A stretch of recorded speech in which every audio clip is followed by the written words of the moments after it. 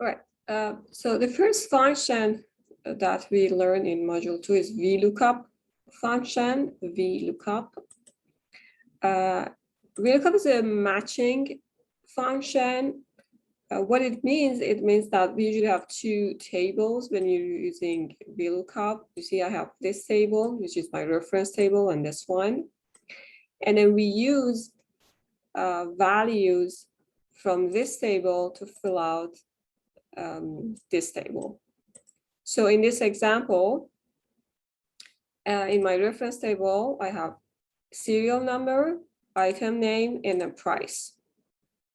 Right, these are three values. Here I have the client name, the serial number, and then I want to fetch item names using VLOOKUP from this table.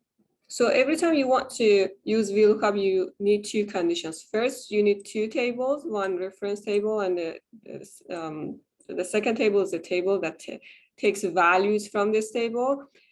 But more importantly, you need a common column.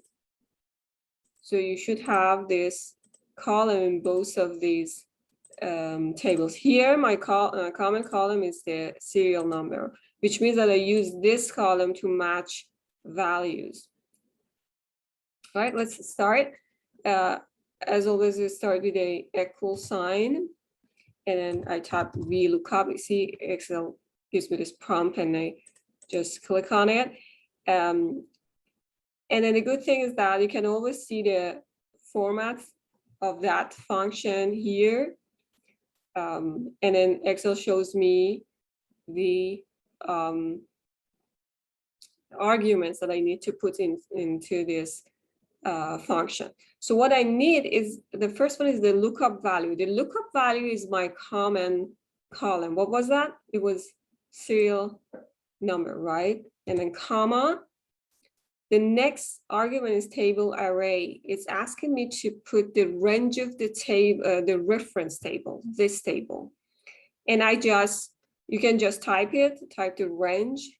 How do you read the range of this table? It's F3 through H8. But you can simply just select it. It's selected and then comma. And the next one is the column index number. What it means is that what is the number of this column in the reference table? So we just need to count in our range that we selected, right? So what is the number of this column here is 1. I start from left, 1, 2. I'm looking for item name, right? 1, 2. So I put 2.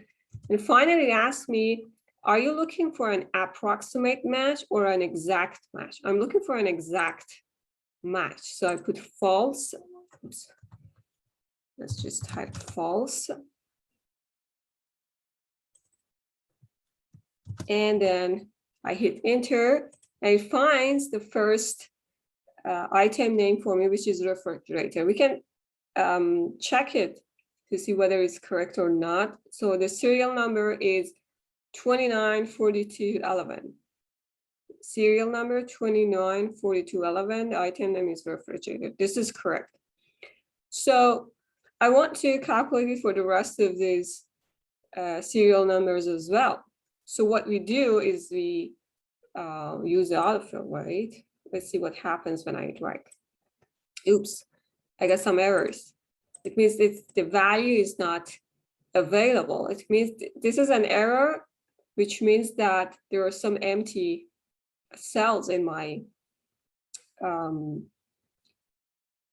function, in the VLOOKUP function. Why is happening? Can you think about it? Can you guess why it's happening? You can pause this video and think about it. All right, the reason why it's happening is that as I'm dragging, my table range is changing.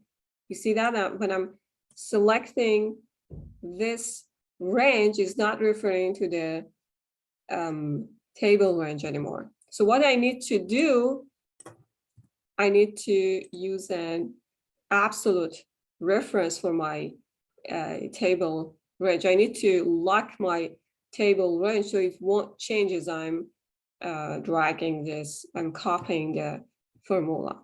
So I go to this table range and use F4 to lock it.